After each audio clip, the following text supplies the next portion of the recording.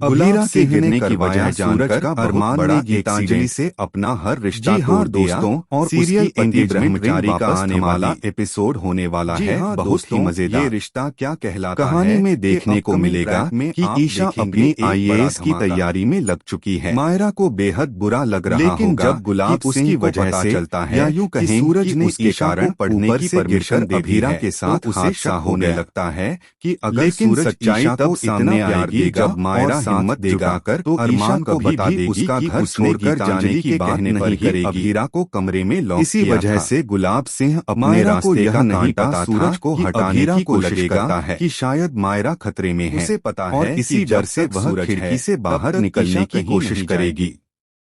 तभी वह सूरज का बहुत बड़ा एक्सीडेंट करवा देता है। अरमान को गहरा धक्का लगता है। सूरज बुरी तरह से जख्मी हो जाता है और उसकी हालत बेहद क्रिटिकल हो जाती है। फिर डांस कंपटीशन की बात जब ईशा को पता चलता है अभीरा को लॉक के साथ बड़ा हादसा हो चुका है। अरमान का गुस्सा अब काबू से बाहर है, लेकिन उसकी पहली चिंता अभीरा की तबीयत है। ईशा का प्यार सूरज की सांसें वापस ला पाएगा और क्या सूरज और ईशा मिलकर गुलाब सिंह को सबक सिखा पाएंगे और उसे वहां जाना यह देखना काफी इंटरेस्टिंग होगा। अरमान उसे समझाने की कोशिश करता है और उसकी हालत ठीक नहीं है, उसे चोट लगी है, वह डांस नहीं कर सकती।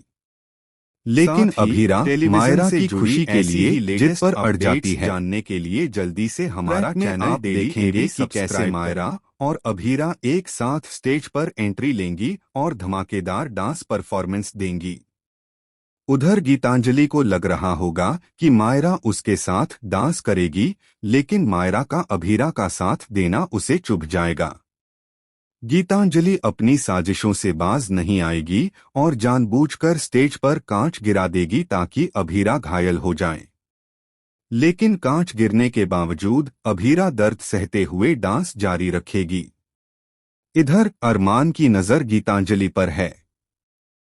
वह समझ चुका है कि वह फिर कोई गंदी चाल चलने वाली है।